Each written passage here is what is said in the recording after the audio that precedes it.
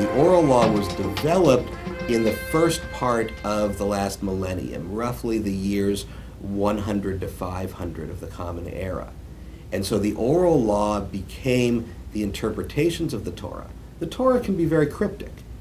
It gives us a law, but it doesn't necessarily say how to follow the law. For instance, the law of remember the Sabbath day and keep it holy.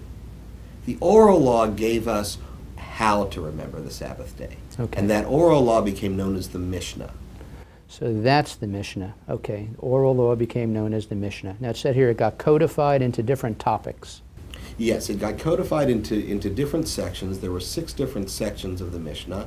And then that was the laws and the regulations. What became then was, now that we had an interpretation of the Torah, now we needed an interpretation of the Mishnah. And that because is? Everything becomes a little bit more clear.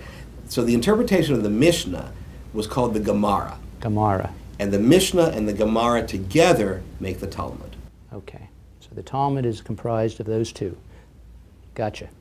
Now, explain to us the Talmud then, Dan, because apparently there were 2 Talmuds, Palestinian and Babylonian.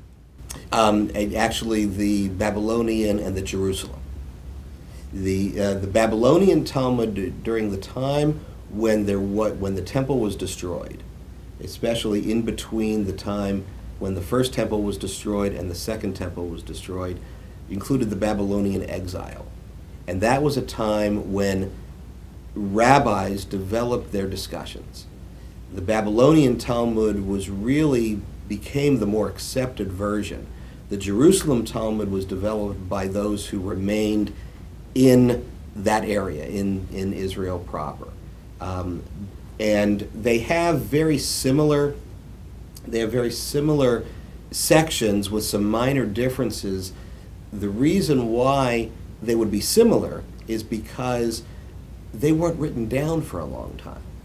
That they was all oral, and it was almost like you could imagine the game of telephone. People told stories and then told stories and then told stories.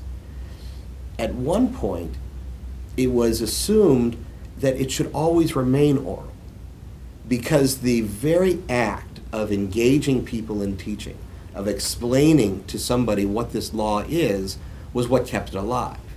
Then around the year 200 in the Common Era, a rabbi named Judah Hanassi basically said, if we don't write this down sometime, it will be lost. And so that's when it started to become written. It's still referred to as the oral tradition, even though now it's written down. And that is in the That Talmud? is the body of the Talmud. Okay.